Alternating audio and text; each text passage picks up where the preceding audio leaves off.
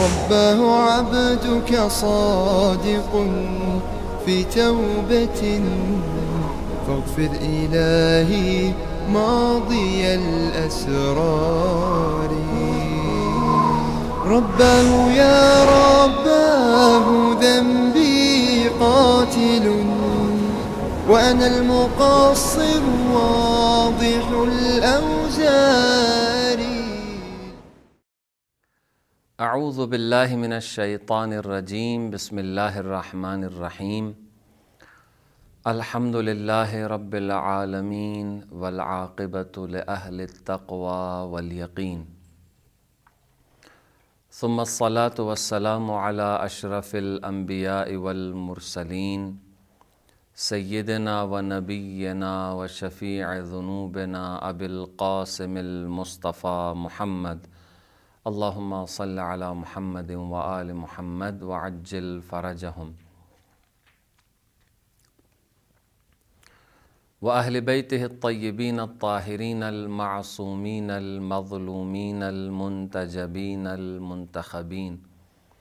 الذین اذہب اللہ عنہم الرجس وطہرہم تطہیرا۔ اللہم صل علی محمد و آل محمد،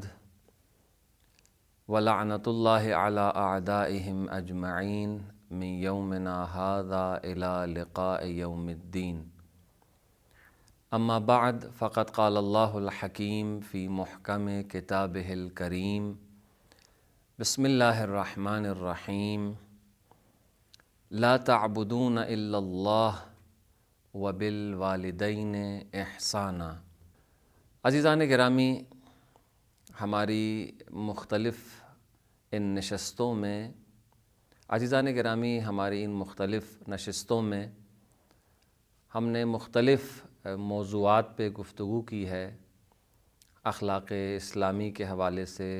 اور قرآنی نقطہ نگاہ سے جو اخلاقی موضوعات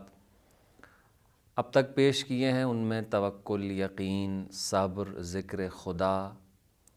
اسی طریقے سے کچھ گناہ ایسے ہیں کہ جن سے انسان کو مکمل طور پر پرہیز کرنا چاہیے، انسان گناہوں سے بچے، ہر طرح کے گناہ سے بچے۔ ان میں سے ہم نے غیبت، جھوٹ، حسد اور اس طرح کی بعض نفسانی بیماریوں کا ذکر کیا تھا، بعض گناہان کبیرہ کا ذکر کیا کہ جن کا تعلق انسان کی انفرادی زندگی سے ہے، اور کچھ چیزیں ایسی بیان کی کہ جن کا تعلق انسان کی انفرادی زندگی سے فقط نہیں ہے بلکہ انسان کے اجتماع اور معاشرے سے، اور اس کے آس پاس، انسان کے آس پاس اور اس کے ارد گرد جو افراد رہتے ہیں ان کے ساتھ تعلقات کے حوالے سے بھی کچھ موضوعات پہ ہم نے گفتگو کی۔ انہی موضوعات میں سے ایک اہم موضوع والدین کے ساتھ نیکی کرنا ہے۔ یعنی اگر انسان ایک حیات طیبہ چاہتا ہے اور ایک پاک و پاکیزہ اور اچھی زندگی کا خواہاں ہے تو اس کے لیے ضروری یہ ہے کہ وہ اپنے آپ کو گناہان کبیرہ سے، حتیٰ کہ گناہان صغیرہ سے اپنے آپ کو پاک و پاکیزہ رکھے، اور اس کے اطراف میں جو افراد ہیں، جو اس کے ارد گرد معاشرے کے اندر جو لوگ زندگی گزارتے ہیں، جو اس کے متعلقین ہیں، جو اس کے عزیز و اقربا ہیں، جو احبا ہیں، دوست احباب ہیں، ان کے ساتھ تعلقات کو بہتر سے بہتر بنائے۔ اس حوالے سے ہم نے صلہ رحمی کے حوالے سے مفصل آیات قرآنی کی روشنی میں گفتگو کی تھی۔ آج اسی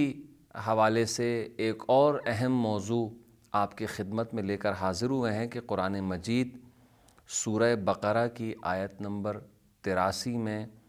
انتہائی ایک اہم موضوع کی طرف اشارہ کر رہا ہے قرآن مجید،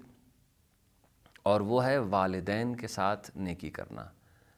یعنی جسے قرآنی اصطلاح میں بر الوالدین کہا جاتا ہے، یعنی والدین کے ساتھ نیکی۔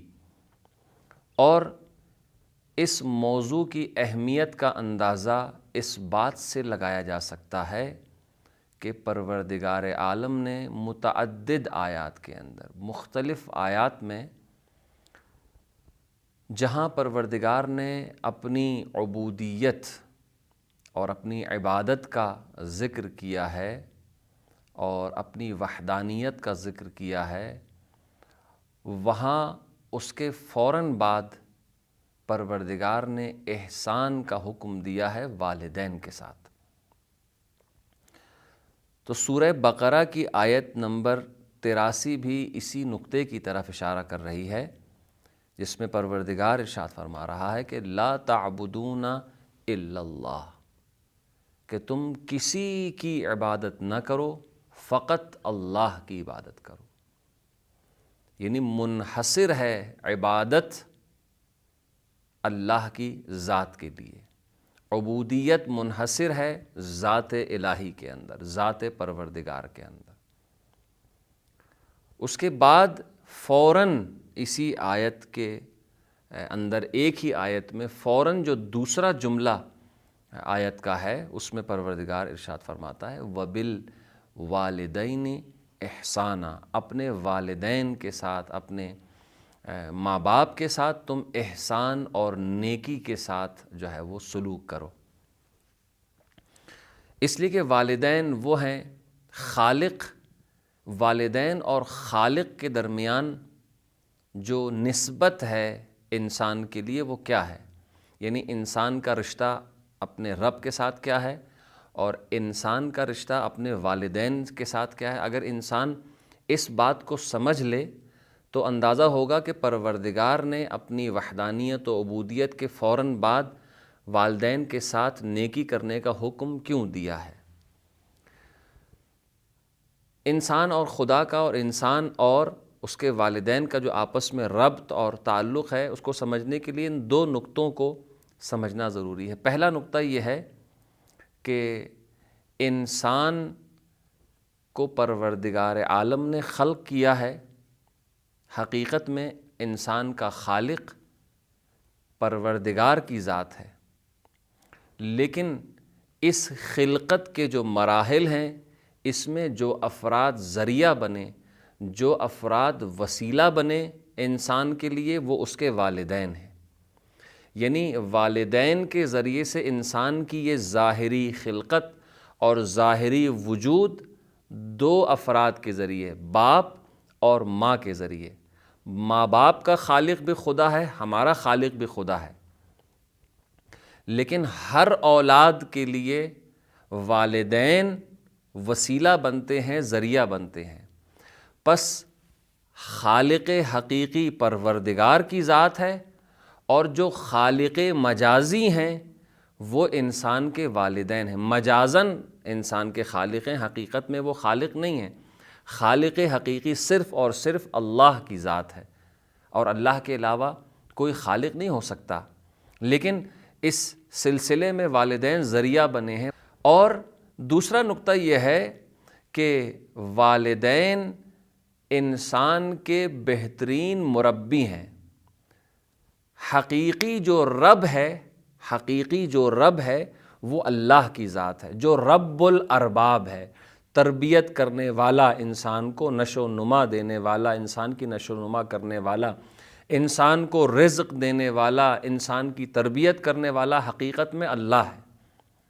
لیکن دنیا کے اندر انسان جو تربیت پاتا ہے، جو رزق اسے ملتا ہے، کس کے وسیلے سے ملتا ہے؟ انہی والدین کے ذریعے سے ملتا ہے۔ جب بچہ دنیا میں آتا ہے تو سب سے پہلے، اس سے پہلے کہ دنیا میں آئے، پروردگار نے ماں کی چھاتی میں، ماں کے سینے میں اس کے لیے غذا کا انتظام کر کے بھیجا۔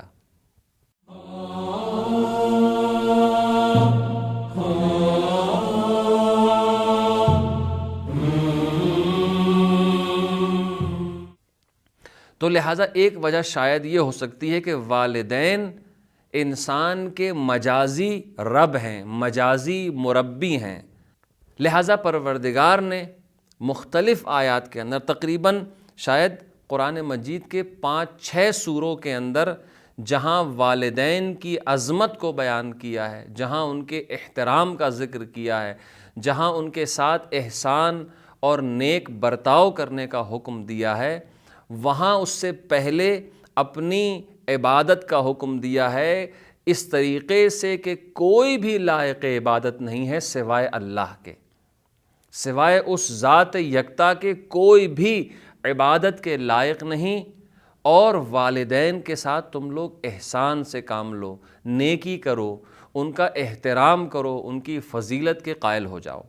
سورہ بقرہ کے اندر اس بات کا اشارہ ہے، پھر اس کے بعد سورہ نساء میں ہے، سورہ انعام میں ہے،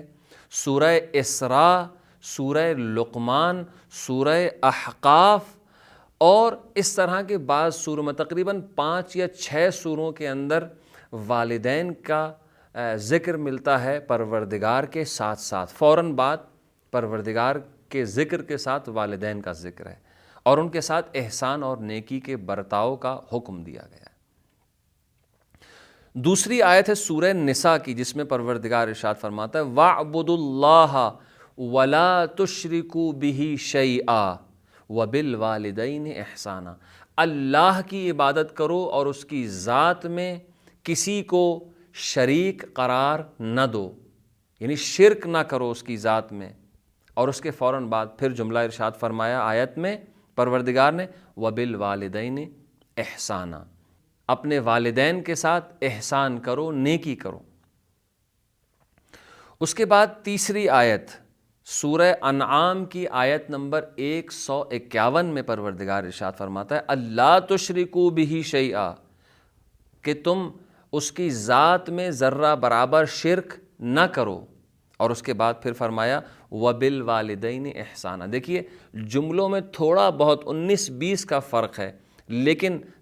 ترجمے، مفہوم اور معنی کے اعتبار سے تمام آیتیں ایک پیغام دے رہی ہیں کہ کوئی لائق عبادت نہیں ہے سوائے پروردگار کے، اور تم لوگ اس کی ذات میں کسی طرح کا ذرہ برابر شرک نہ کرو، اور والدین کے ساتھ نیک برتاؤ کرو، ان کے اوپر احسان کرو۔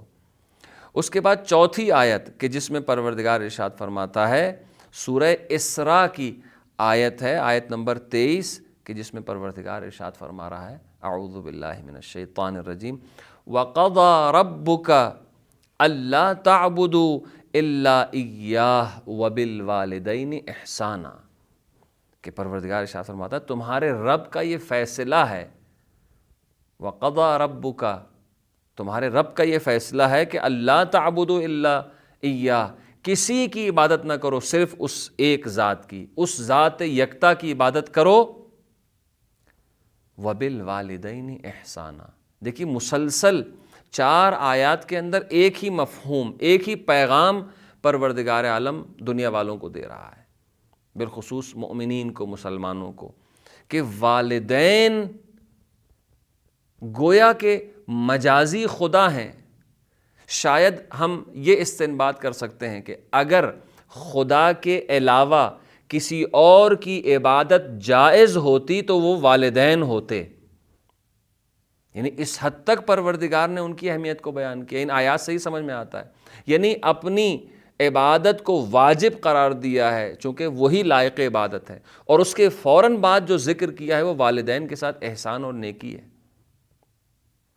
یعنی اگر پروردگار کے علاوہ کسی اور کی عبادت یا کسی اور کے سامنے سجدہ کرنا جائز ہوتا، اگرچہ جائز نہیں ہے، حرام ہے کسی اور کے سامنے سجدہ کرنا، لیکن اگر جائز ہوتا تو شاید انسان کے والدین ہوتے۔ اتنی اہمیت کو ان آیات سے یہ سمجھ میں آتا ہے۔ اس کے بعد والدین کا شکریہ ادا کرنا خدا کا شکریہ ادا کرنے کے برابر ہے اور مساوی ہے۔ پھر اس کے بارے میں قرآن نے ارشاد فرمایا اعوذ باللہ من الشیطان الرجیم ان اشکر لی ولوالدیک، میرا شکریہ ادا کرو اور اپنے والدین کا شکریہ ادا کرو۔ دیکھیے ایک ہی آیت کے اندر فوراً بعد ایک دوسرے کے بعد جو مسلسل 2 جملے ہیں اس میں شکریہ، تشکر اور شکر گزاری کا جب پروردگار نے ذکر کیا تو فرمایا میرا شکریہ ادا کرو اور اپنے والدین کا شکریہ ادا کرو۔ یہ والدین کی عظمت کو یہ آیات بیان کر رہی ہیں، ان کی اہمیت کو بیان کر رہی ہیں، ان کی فضیلت کو بیان کر رہی ہیں، ان کی اہمیت کو بیان کر رہی ہیں کہ انسان کے والدین انسان کے لیے کتنی قیمتی نعمت ہے پروردگار کی طرف سے، اس کا ہم اندازہ نہیں کر سکتے، واقعاً ہم اس کا اندازہ نہیں کر سکتے۔ والدین انسان کے لیے سکون کا باعث ہیں، بالخصوص انسان کی ماں۔ جب انسان دنیا میں آتا ہے، ایک بچہ پیدا ہوتا ہے، تو اپنی ماں سے جتنا مانوس ہوتا ہے اپنے باپ سے اتنا مانوس نہیں ہوتا۔ کتنی انسیت ہوتی ہے، اپنی ماں کی چھاتی سے وہ غذا لیتا ہے 2 سال تک مسلسل، ماں کے بغیر نہ کچھ کھا سکتا ہے، نہ پی سکتا ہے، نہ سو سکتا ہے، نہ اپنے رفع جو اس کی حاجتیں ہیں، نہ کسی طرح کی حاجت کو رفع کر سکتا ہے، دور کر سکتا ہے۔ اور اسی لیے روایات کے اندر بھی والدین کی جہاں عظمت بیان کی گئی ہے، وہاں سب سے زیادہ جو عظمت بیان کی گئی ہے وہ ماں کی اہمیت ہے۔ اور قرآن مجید نے پھر ایک آیت کے اندر جہاں والدین کا ذکر الگ سے کیا ہے، ہر جگہ والدین کا ذکر ہے، وَبِالْوَالِدَيْنِ إِحْسَانًا وَبِالْوَالِدَيْنِ إِحْسَانًا أَنِ اشْكُرْ لِي وَلِوَالِدَيْكَ، میرا شکر ادا کرو اور اپنے والدین کا شکر ادا کرو۔ لیکن ایک مقام ایسا ہے کہ جہاں والدین میں سے ماں کو الگ کر کے فقط ماں کا ذکر کیا ہے، باپ کا ذکر نہیں کیا، ماں کا ذکر کیا ہے۔ اور وہ کون سی آیت ہے؟ وہ سورہ احقاف کی آیت نمبر 15 ہے، کہ جس میں پروردگار ارشاد فرماتا ہے، اعوذ باللہ من الشیطان الرجیم، وَوَصَّيْنَا الْإِنسَانَ بِوَالِدَيْهِ إِحْسَانًا۔ یہاں تک تو پروردگار نے والدین کا ذکر کیا کہ ہم نے انسان کو نصیحت کی ہے، وصیت کی ہے اور حکم دیا ہے کہ وہ اپنے والدین کے ساتھ نیک سلوک کرے، اچھا برتاؤ کرے، ان پر احسان کرے۔ لیکن اس کے بعد ماں کا جب پروردگار نے الگ سے ذکر کیا تو اس طریقے سے بیان کیا، اور اس سے ماں کی عظمت کا اندازہ ہوتا ہے۔ پروردگار ارشاد فرماتا ہے سورہ احقاف کی آیت نمبر 15 میں، حملتہ امہ کرہا ووضعتہ کرہا، کہ انسان کی ماں وہ ہے کہ ماں نے اس کو شکم میں بڑی مشقت کے ساتھ رکھا اور پھر بڑی مشقت کے ساتھ اسے پیدا کیا، یعنی دنیا میں لے کے آئی۔ مسلسل 8-9 مہینے، 7 سے لے کے 9 مہینے تک کا جو عرصہ ہے، عموماً 9 مہینے بچہ شکم مادر میں رہتا ہے، زندہ رہتا ہے، سلامت رہتا ہے، ہر طرح کی غذا لیتا ہے، آکسیجن لیتا ہے، یہ تمام چیزیں۔ لیکن ماں کے لیے بچہ کتنے سکون کے ساتھ رہتا ہے، لیکن ماں کے لیے کتنی مشقت ہے، کتنی سختی ہے، اس کا اندازہ کوئی مرد نہیں لگا سکتا۔ صرف ایک ماں، ایک عورت جو ماں بن چکی ہے وہی اندازہ کر سکتی ہے کہ ایک بچے کو اپنے شکم میں 9 مہینے تک مسلسل رکھنے کی جو مشقت ہے، جو سختی ہے، اسے وہ کیسے برداشت کر سکتی ہے اور کیسے برداشت کرتی ہے۔ اسی لیے قرآن نے دیکھیے اس نقطے کی طرف بطور خاص اشارہ کیا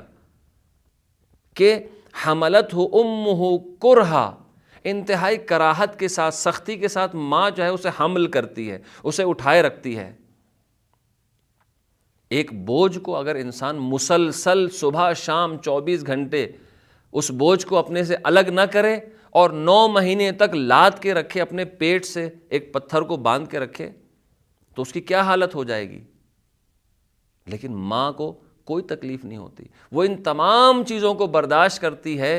اپنی بچے کی خاطر، اس کی سلامتی کے لیے، اس سے جو محبت ہوتی ہے اسے۔ اس کے بعد وہ وضعت ہو کرا، پھر اسے وضع کرتی ہے، اسے پیدا کرتی ہے، اس کو جنتی ہے، اس کو جنم دیتی ہے انتہائی مشکل کے ساتھ۔ جو درد اسے اٹھتا ہے اس کا اندازہ ہم اور آپ نہیں لگا سکتے کہ وہ درد کس طرح کا ہوتا ہے، صرف ایک عورت بتا سکتی ہے۔ حدیث کے اندر بھی اسی چیز کو بیان کیا گیا ہے کہ ایک شخص پیغمبر اکرم صلی اللہ علیہ وآلہ وسلم کے پاس آتا ہے اور کہتا ہے کہ یا رسول اللہ، میں کس کے ساتھ نیکی کروں، کس کے ساتھ نیکی کروں؟ تو پیغمبر فرماتے ہیں امک، اپنی ماں کے ساتھ تم نیکی کرو، ماں کے ساتھ اچھا برتاؤ کرو، نیک سلوک رکھو، اس کی خدمت کرو۔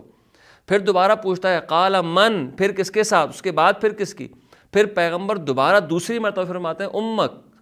اپنی ماں کے ساتھ نیک برتاؤ کرو۔ پھر وہ پوچھتا ہے کہ یا رسول اللہ پھر ماں کے بعد پھر کون؟ تو پھر تیسری مرتبہ پھر فرماتے ہیں پیغمبر اپنی ماں کے ساتھ نیک برتاؤ کرو، اچھا سلوک کرو، اس کا احترام کرو، اس کی خدمت کرو۔ پھر چوتھی مرتبہ پوچھتا ہے کہ ماں کے بعد پھر کون ہے؟ اس کے بعد پیغمبر فرماتے ہیں ثم من، قال اباک، اپنے باپ کی خدمت کرو، اس کا احترام کرو، اس کے ساتھ نیکی کرو، اچھا برتاؤ کرو۔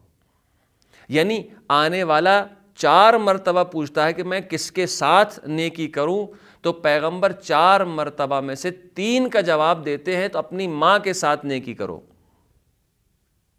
چوتھی مرتبہ میں 1 مرتبہ صرف باپ کا ذکر کرتے ہیں۔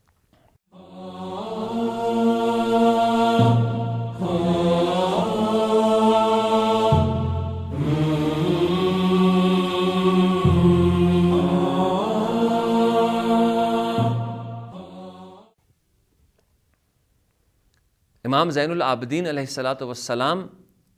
حقوق کے حوالے سے جو مشہور و معروف امام کے جملے ملتے ہیں حقوق کے اوپر، اس میں امام فرماتے ہیں کہ باپ تمہاری اصل ہے، تمہاری جڑ ہے، تمہاری بنیاد ہے۔ یعنی باپ کے ذریعے سے انسان کا جو نطفہ ٹھہرتا ہے وہ باپ کے ذریعے سے، اسی لیے امام فرماتے ہیں جو باپ ہے وہ تمہاری اصل ہے، وہ تمہاری پہچان ہے، تمہاری بنیاد ہے، اساس ہے۔ جس طریقے سے ایک جب عمارت کی تعمیر ہوتی ہے تو اس میں سب سے پہلے اس کی بنیاد رکھی جاتی ہے، بنیاد اگر مضبوط نہ ہو تو وہ عمارت گر جائے گی۔ اسی لیے شاید یتیم کو یتیم کہا جاتا ہے جس کا باپ نہ ہو، نہ کہ جس کی ماں نہ ہو۔ جس کی ماں نہ ہو اسے یتیم نہیں کہا جاتا، جس کا باپ نہ ہو اسے یتیم کہا جاتا ہے۔ یعنی اب وہ اساس اور بنیاد نہیں رہی، وہ بچہ جس کی تربیت، جس کی زندگی باپ کے ذریعے سے آگے بڑھنی تھی، اب وہ باپ ہی نہیں رہا، تو اب یہ جو عمارت ہے اب یہ کسی وقت بھی گر سکتی ہے۔ لہٰذا یتیم کے ساتھ محبت کا حکم دیا گیا ہے، یتیم کی اہمیت کو بیان کیا گیا ہے۔ اب سب اس کے ساتھ محبت کریں، باپ کی کمی کو پورا کرنے کی کوشش کریں۔ تو لہٰذا باپ، امام زین العابدین علیہ الصلاۃ والسلام فرماتے ہیں باپ انسان کی اساس ہے، لیکن خدمت اور احترام کے حوالے سے ماں کی اہمیت کو بہت زیادہ بیان کیا گیا، اور احادیث تو اتنی زیادہ ہیں بے تحاشا۔ پھر قرآن کی دوسری آیات بھی بعض دوسرے نکات کی طرف اشارہ کر رہی ہیں، ان میں سے ایک ہے میراث کا حکم دینا۔ یعنی انسان کو حکم دیا گیا ہے کہ وہ وصیت اگر کرنا چاہے تو اپنے والدین کے لیے وصیت کر کے جائے۔ ہو سکتا ہے بعض افراد اپنے والدین سے پہلے دنیا سے چلے جائیں، اور بہت سارے ایسے واقعات ہوتے ہیں دنیا میں۔ تو قرآن مجید اس حوالے سے فرماتا ہے ان ترک خیرا الوصیۃ للوالدین، اگر کوئی چیز چھوڑو تو والدین کے لیے وصیت کرو۔ یعنی والدین کو ہر اعتبار سے اولویت حاصل ہے، وہ مقدم ہیں، حتیٰ کہ وصیت کے اندر بھی۔ اس کے بعد پھر والدین کے احترام کے حوالے سے جو ایک مفصل آیت قرآن مجید نے بیان کی، اور مختلف زاویوں سے ان کے احترام کے حوالے سے پروردگار نے اہم نکات کو بیان کیا، انتہائی اہم نکات کو، وہ ہے سورہ اسراء کی آیت نمبر 23 ہے، جس میں پروردگار ارشاد فرما رہا ہے۔ دیکھیے ہمارے والدین کس طریقے سے بچپن سے لے کے نوجوانی تک، اور نوجوانی سے جوانی تک، شادی کے مراحل اور شادی کے بعد بھی مختلف مراحل میں جب تک والدین نہ ہوں، انسان کتنے مقامات پہ اس کو مشکلات پیش آتی ہیں، لیکن والدین بالخصوص باپ انسان کو حوصلہ دیتا ہے۔ باپ اور ماں دونوں مل کے اسے مختلف مفید مشورے دیتے ہیں، اپنی زندگی کے تجربات کو منتقل کر دیتے ہیں، بیان کرتے ہیں اپنے بچوں کے سامنے تاکہ وہ درس حاصل کریں۔ گویا بہترین تربیت گاہ ہیں انسان کے والدین خود انسان کے لیے۔ لیکن جب بڑھاپا آ جاتا ہے، جب بوڑھے ہو جاتے ہیں، تو ان کا ذہن جو ہے وہ کافی حد تک چینج ہو چکا ہوتا ہے، بدل چکا ہوتا ہے، بچکانا ذہن ہو جاتا ہے، ضعیف ہو جاتے ہیں، کمزور ہو جاتے ہیں، آنکھیں کمزور ہو جاتی ہیں، کمر جھک جاتی ہے۔ اب انہیں ان کی خدمت کی ضرورت ہے، ان کی خدمت کی جائے، ان کا احترام کیا جائے۔ جس طریقے سے جب ہم ضعیف تھے، جب ہم اپنا کسی طرح کا کوئی دفاع نہیں کر سکتے تھے، نہ سردی سے اپنے آپ کو بچا سکتے تھے، نہ گرمی سے بچا سکتے تھے، حتیٰ کہ اپنے لیے غذا کا انتظام نہیں کر سکتے تھے، اگر غذا کا انتظام ہو بھی جاتا تو ہم کھا نہیں سکتے تھے، لیکن والدین نے جب ہم کچھ نہیں تھے، جب ہم ضعیف تھے، جب ہم کمزور تھے، تو والدین نے ہماری خدمت کی۔ اب جب وہ ضعیف ہو چکے ہیں، اب ہماری ذمہ داری ہے کہ ہم ان کی خدمت کریں، ہم ان کے ساتھ اچھا سلوک کریں، ان کی جو ضروریات ہیں ان کو پورا کرنے کی کوشش کریں۔ قرآن نے اس کو بہت ہی خوبصورت طریقے سے سورہ اسراء کے اندر بیان کیا۔ اعوذ باللہ من الشیطان الرجیم۔ پروردگار ارشاد فرماتا ہے اما یبلغن عندک الکبر احدہما او کلاہما، جب وہ پہنچ جائیں بڑھاپے کی حد تک، بڑھاپے کی سٹیج تک جب وہ پہنچ جائیں، ان میں سے کوئی ایک یا دونوں، اگر ان میں سے کوئی ایک زیادہ بوڑھا ہو جائے یا دونوں بوڑھے ہو جائیں، فلا تقل لہما اف، خبردار ان کے سامنے اف تک نہ کہنا۔ اس کا مطلب یہ کہ جب بوڑھے ہو جاتے ہیں والدین تو ان کے اندر ممکن ہے کہ چڑچڑاپن آ جائے، بچکانہ حرکتیں کرنے لگیں، بچوں کو اپنے ڈانٹنے لگیں، جلدی غصہ ہو جائیں، ذرا سی بات پہ ناراض ہو جائیں، ہر چیز انہیں بری لگنے لگے، تو انسان ایسے موقع پہ ہوشیار رہے۔ فلا تقل لہما اف، ان کے سامنے اف تک نہ کہنا۔ کوئی بات کہنا تو دور کی بات، کوئی خدا نہ خواستہ ان کو اذیت پہنچانا تو دور کی بات، یا کسی جملے کے ذریعے، کسی بری بات کے ذریعے ان کو اذیت پہنچانا، ان پر ظلم کرنا، ان کے ساتھ برا برتاؤ کرنا، وہ تو اپنی جگہ پہ کم ترین ناراضگی کا جو لفظ انسان اپنے منہ سے نکال سکتا ہے وہ اف ہے۔ تو پروردگار ارشاد فرما رہا ہے کہ حتیٰ کہ یہ اف تک ان کے سامنے نہ کرنا۔ فلا تقل لہما اف ولا تنہرہما، ان کو جھڑکنا نہیں، ان کو ناراض نہیں کرنا اپنے سے۔ اس کے بعد فرماتا ہے قرآن وَقُلْ لَهُمَا قَوْلًا كَرِيمًا، اور ان کے سامنے جب تم بات کرنا تو انتہائی کریم بن کے، انتہائی نرمی کے ساتھ اچھے الفاظ استعمال کرو، محبت کے ساتھ ان سے گفتگو کرو۔ ایک دفعہ یہ ہوتا ہے کہ انسان سلوک جو کرتا ہے وہ محبت آمیز ہوتا ہے، حتیٰ کہ قرآن سلوک کی بات نہیں کر رہا، حتیٰ کہ جو جملے ادا کرو، جو بات کرو، جو کلمات ادا کرو، ان کے اندر بھی انتہائی نرم انداز سے تم گفتگو کرو، ان کے اندر بھی نرمی ہونی چاہیے۔ وَقُلْ لَهُمَا قَوْلًا كَرِيمًا، ان کے ساتھ جب بات کرو تو بہت ہی نرم گفتگو کرو، اور اس کے بعد شریفانہ انداز سے گفتگو کرو، ان کے احترام کا لحاظ رکھو۔ اس کے بعد پروردگار ارشاد فرماتا ہے اگلی آیت میں، 24 نمبر آیت ہے سورہ اسراء ہی کی، وَاخْفِضْ لَهُمَا جَنَاحَ الذُّلِّ مِنَ الرَّحْمَةِ، یعنی اپنے کاندھے، جناح الذل یعنی ذلت کے کاندھے ان کے سامنے اچکائے مت رکھنا، بلکہ ان کو جھکا کے رکھو، اپنے آپ کو والدین کے سامنے ذلیل کر کے پیش کرو، ذلت کے ساتھ اپنے آپ کو چھوٹا سمجھ کے، بہت معمولی سمجھ کے ان کی خدمت کرتے ہوئے۔ وَقُلْ رَبِّ ارْحَمْهُمَا كَمَا رَبَّيَانِي صَغِيرًا، اور ان کے لیے دعا کرو، وَقُلْ رَبِّ، اے پروردگارہ ان پر رحم فرما، جس طریقے سے انہوں نے مجھ پر بچپن میں جب میں چھوٹا تھا مجھ پر رحم کیا، میرا خیال رکھا، مجھے پالا پوسا، مجھے اس مرحلے تک پہنچایا، جس طریقے سے انہوں نے مجھ پہ رحم کیا ہے تو بھی ان پر رحم فرما۔ دیکھیے کہ قرآن نے ایک پورا ہمیں اصول بنا کے دے دیا کہ والدین کے ساتھ کس طریقے سے محبت کا برتاؤ کرنا ہے، کلام میں، رفتار میں، سلوک میں، حتیٰ کہ ان کے لیے دعا کرنا ہے۔ اور آخر میں ایک حدیث میں آپ کی خدمت میں پیش کر دوں۔ البتہ ایک نقطہ قرآن مجید نے جو بیان کیا ہے، والدین کی اطاعت ضروری ہے، ہر چیز میں والدین کی اطاعت ہے، بالخصوص مستحبات سے اگر وہ روکیں تو ان کی اطاعت ضروری ہے، لیکن اگر واجبات سے روکیں تو پھر ان کی اطاعت کرنا صحیح نہیں ہے، یا کسی گناہ کے کام کی طرف انسان کو راغب کریں تو ان کی اطاعت کرنا صحیح نہیں ہے، حرام ہے۔ قرآن نے سورہ لقمان کے اندر بیان کیا، آیت نمبر 15 میں، سورہ لقمان آیت نمبر 15، اعوذ باللہ من الشیطان الرجیم وَإِن جَاهَدَاكَ عَلَىٰ أَن تُشْرِكَ بِي مَا لَيْسَ لَكَ بِهِ عِلْمٌ فَلَا تُطِعْهُمَا۔ صاف صاف قرآن بیان کر رہا ہے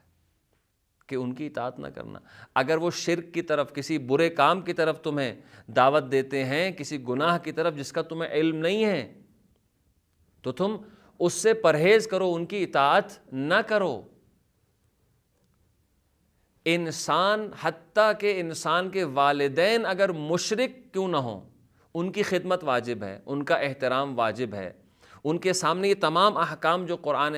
مجید نے بیان کیے کہ اپنے شانے جھکا کے رکھے، وَقُلْ لَهُمَا قَوْلًا كَرِيمًا، اور ان کے سامنے اف تک نہ کرے، حتیٰ کہ والدین اگر کافر ہی کیوں نہ صحیح، ان کے لیے بھی یہ حکم ہے۔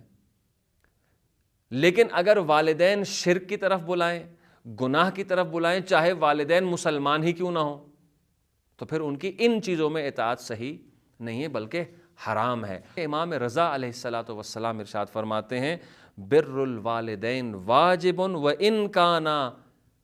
مشرکین، اگرچہ وہ دونوں مشرک ہی کیوں نہ ہوں، شرک کرنے والے ہی کیوں نہ ہوں، ان کے ساتھ نیکی واجب ہے۔ وَلَا طَاعَةَ لَهُمَا فِي مَعْصِيَةِ الْخَالِقِ، لیکن اللہ کی معصیت میں ان کی اطاعت واجب نہیں ہے، نہ صرف واجب نہیں ہے بلکہ حرام ہے۔ پروردگار کی بارگاہ میں دعا کرتے ہیں، پروردگار ہمیں توفیق دے کہ اپنے والدین پر احسان کر سکیں، ان کے ساتھ نیکی کر سکیں، اور ان کے ساتھ بہترین اور اچھا سلوک ہم کر سکیں۔ والسلام علیکم ورحمۃ اللہ وبرکاتہ۔